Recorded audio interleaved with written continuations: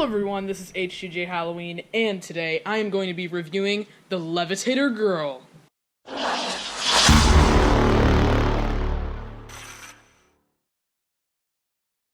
So if you guys haven't already seen my Menacing Molly video, go ahead and check that out. I reviewed her, but if you have seen that, then you know that I have changed up the way that I'm doing my reviews. Now I'm basing it off of 10 categories, not 5, and it's going to get 10 points, possible 10 points for each of those 10 categories. So in the end, it's a 0 to 100 rating scale, so I can give you guys a percentage.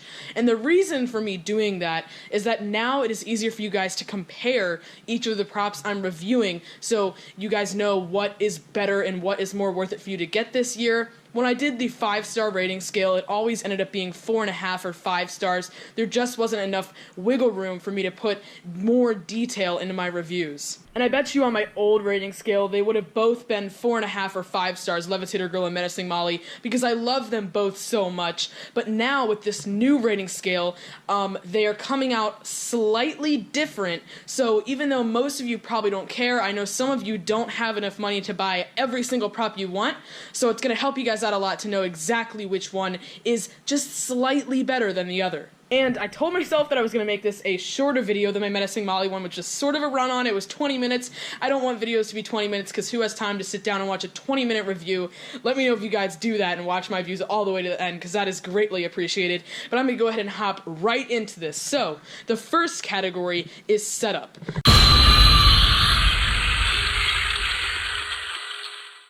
Levitator Girl is a Techie Toys prop, so she's just like all the other ones with the snap locks. It's basically just 2 poles. If you haven't watched my setup video, go watch that. It'll be linked in the description. 2 poles, one that connects to the feet, one that connects to the head. And if you come under here, it basically just has this cloth that wraps around it, and then they just hook into this mechanism down here. So very simple setup, not many steps, super easy to follow. Menacing Molly, on the other hand, was a little bit tough, I'm not gonna lie. So for setup, she is going to get a 10 out of 10.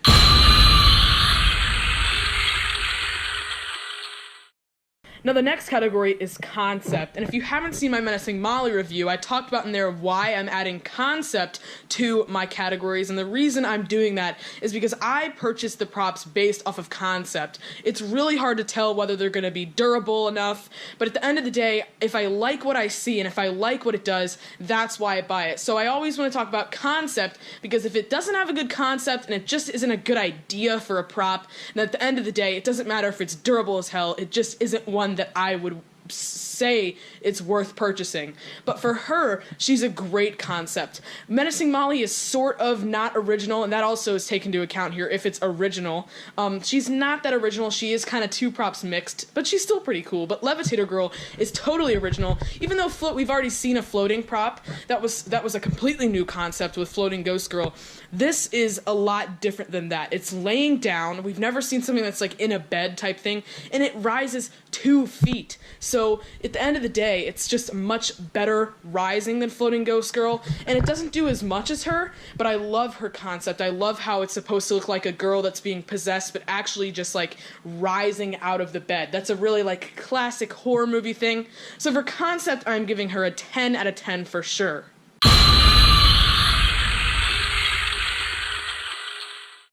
The next thing I'm going to be talking about is price. This is a key one for those of you out there that are actually using this review to figure out if you want to purchase her or not. Price is something that this year has not been too good with any of the props. I have to say, most overpriced year probably. But with her, I'm kind of sad to say it, but she's pretty overpriced, okay? Now, she is very durable, which it's part of is it worth it, because you don't want to pay for something that's just going to break. So that's very important, and she is much more durable than Menacing Molly, but we'll get into that later. But for how much animation she does, Floating Ghost Girl, now Floating Ghost Girl is not as durable, but she hasn't broke on me yet. Well, one of them broke, but it was easy. It was an easy fix. But it just has a lot more animation. The arms pop, the eyes light up, a bunch of different stuff goes on. So I would understand it does have a much more complicated mechanism that probably costs a lot more, which is why why it's more expensive than Floating Ghost Girl, but why couldn't it be $160 or something like that? I mean, the mouth doesn't move, nothing happens that would make it that much more expensive than Floating Ghost Girl. She is $179.99, so the exact same price as Molly. So this is a great, it's good for those of you that are stuck between Menacing Molly and Levitator Girl to watch both of my reviews, because it is the same money you're spending. But for how much animation it does, the price, it's just not good, guys. It's overpriced. Not as overpriced as Forest Demon this year, but it is an overpriced prop. And for that reason, I'm giving her a 6 out of 10 for price.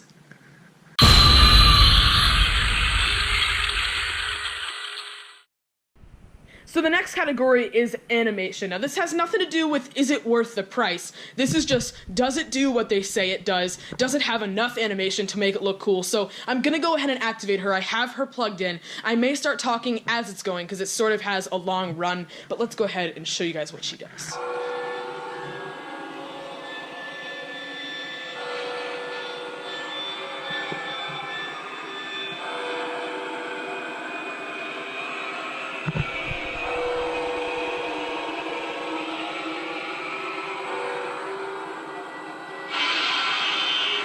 So she vibrates when she gets to the top. It's kind of hard to see on camera, but in person, it's fairly noticeable, not as much as you would think. It's not like, in the dark, you may not even be able to tell. So the vibration is something I forgot to talk about with the price. That is something else that it does. Honestly, to me, I don't know how much that animation costs extra, for us at least, but if they just took the vibration out, I would honestly pay like $10 less just to not have the vibration, because it's not really the cool thing about her. The cool thing about her is that she rises over 2 feet. Take a look, it says that on the box, and it is not a lie. It literally rises super tall. If you thought Floating Ghost Girl rose high, this thing is crazy how high it rises. Imagine it on a bed and stuff like that. So if it was on a bed, which is how it's going to be in my haunt, it's going to be like way off the ground, and it really does come together and look like a girl levitating out of the bed. I mean, they achieved their goal here for what they were going for. I kind of wish her eyes lit up, but it would just kind of up the price, and I'm going to be having a flashing light on her, a strobe light, and it makes her look even cooler. So for animation, she rises the tallest out of any levitating prop we've seen, which I'm pretty sure the only other one is Floating Ghost Girl, but she just looks so realistic and so cool. For animation, I am going to give her an 9 out of 10.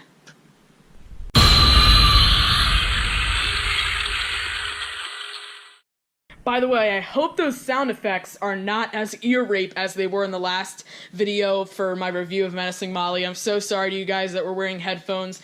I made sure this time not to put them as high.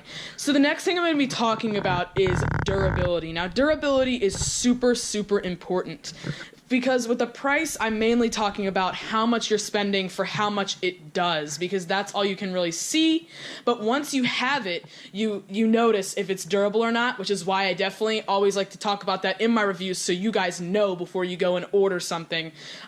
Menacing Molly was not very durable, but I do have to say, Techie Toys props tend to be the least durable props ever. We never see nice, durable Techie props that'll last you years. But I do have to say, Levitator Girl is an improvement for Techie Toys. She is super durable. She has such a complex system down there. It's not just a couple pulls, which is what I thought it would be. I showed you guys already, but just take a look at all that's going on under there. They made sure that this is a very durable prop and that it's not just going to snap, because it rises super high and it just is super durable, guys. Like, I don't know what else to say. Techie has really outdone themselves with this prop, and it's a huge improvement from Floating Ghost Girl. So I'm giving her a 9 out of 10 for durability.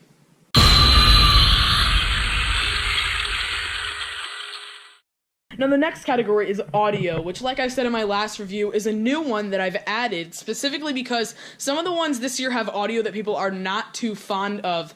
But this one, I love her audio. I wish it had that scream. If you watch the sneak peek video, it does not have that scream, if you guys didn't know that. But the audio is really creepy. It makes like creaking noises in a bed. It's kind of similar to Monica's audio, like at least the background noise, and I loved Demonica's audio, so I'm kind of glad that they sort of brought that back.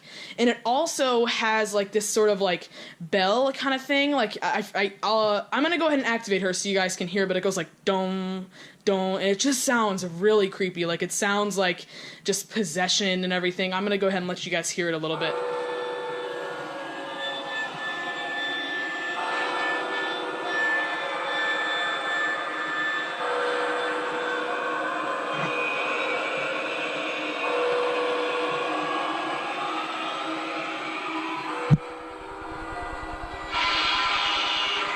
And then when it gets to this top point where it vibrates, it makes like not really a scream. This is where they put the scream in, but it just kind of makes this loud noise. And then as it goes down, you can sort of hear like creaks and stuff. And that creepy Demonica audio, and it sort of fades out, makes this little ghost wind. Really, really cool audio. No sayings or anything. It's the same audio every time, which I loved her audio. I think it really fits. It really sounds creepy and possessed. It's not too much, not too little. You know, I wish it had the scream, but at the end of the day, I think this audio works for her. And for audio, I'm giving it a 9 out of 10.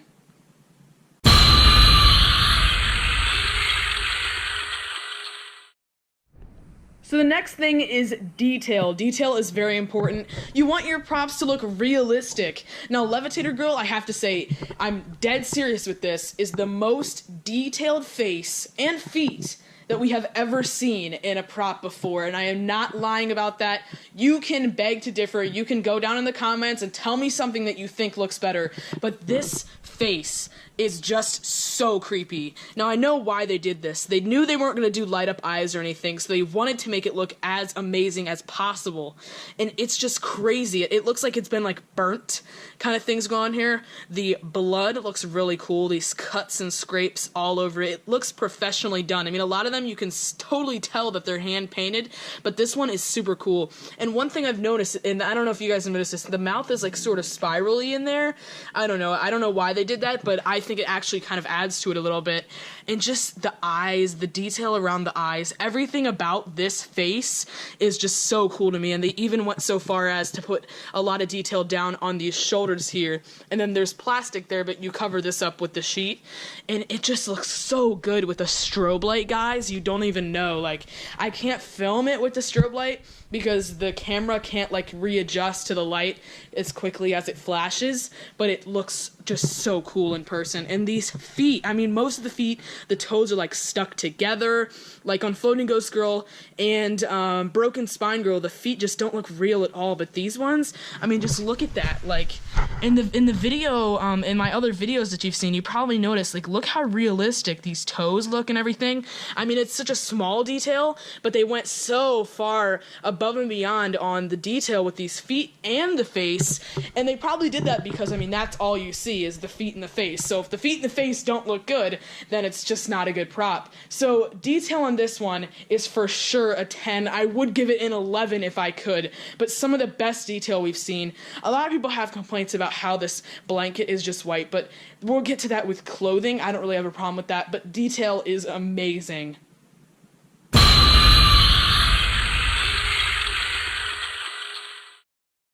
So the next thing is scare factor. This one isn't as important. If you like the prop, it doesn't, you know, you guys will know if it's scary enough or not for your haunt, but you don't want something that's not scary in your haunted house because then it just, people are going to be like, wow, that really wasn't impressive.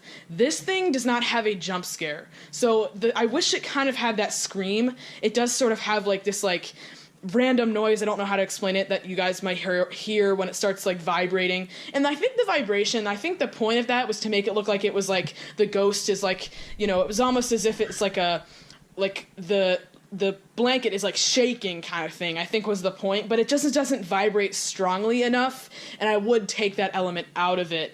But for scariness, I mean, the face is super scary. It levitates so high that it's like, it really looks like a possessed girl coming out of the bed. I mean, no little kid is not going to cry when they see this, but I do wish it had the scream. So for scare factor, I am giving it a 9 out of 10.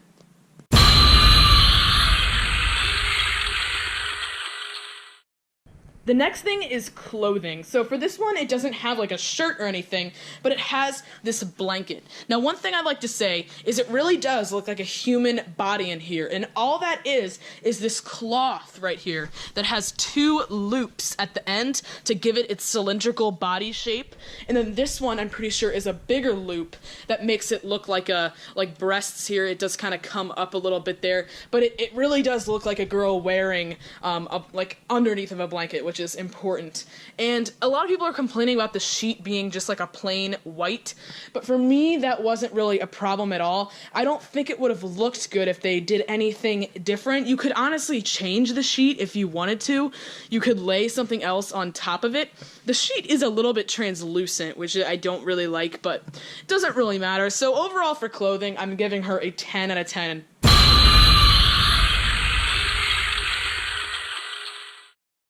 Okay, so now we are on the last category, and the last category is disassembly. I haven't talked about this in any of my reviews before Menacing Molly, but I think it is a very important thing because I personally hate when you cannot take a prop apart and put it back in the box. You guys haven't seen my storage room. I may show you a video of that just to like show my collection or whatever. Some of you have requested that in the past, but I like to keep as many as I can in the box. The only things that I have standing up are Peekaboo Penny and Broken Spine Girl, because they are super hard to take apart. This one, I haven't taken her apart, obviously. I am going to take her apart right after I finish editing this video, but she seems like she's going to be super easy to take apart. One of those connections, one of those poles, doesn't even tab in, like it doesn't even click in, so that's super easy. One of them, I think the head one, does have the tab, but those are fairly easy to get out. All you have to do is take a screwdriver and push in. So this one is definitely one that you're going to be able to fit back in the box. No connections that you can never take apart like Peekaboo Penny. So for disassembly, I am giving it a 9. It's not a 10 just because of those slightly difficult to remove tabs. I wish they just had screws, but that's Techie's thing. So a 9 out of 10 for disassembly. Okay guys, so that is the end of my review for Levitator Girl. The end result is setup a 10, concept a 10, price a 6, animation a 9, durability a 9, audio a 9, detail a 10, scare factor a 9, clothing a 10, in disassembly a 9. So, drum roll please. It comes out at a 91%. This is an A- prop.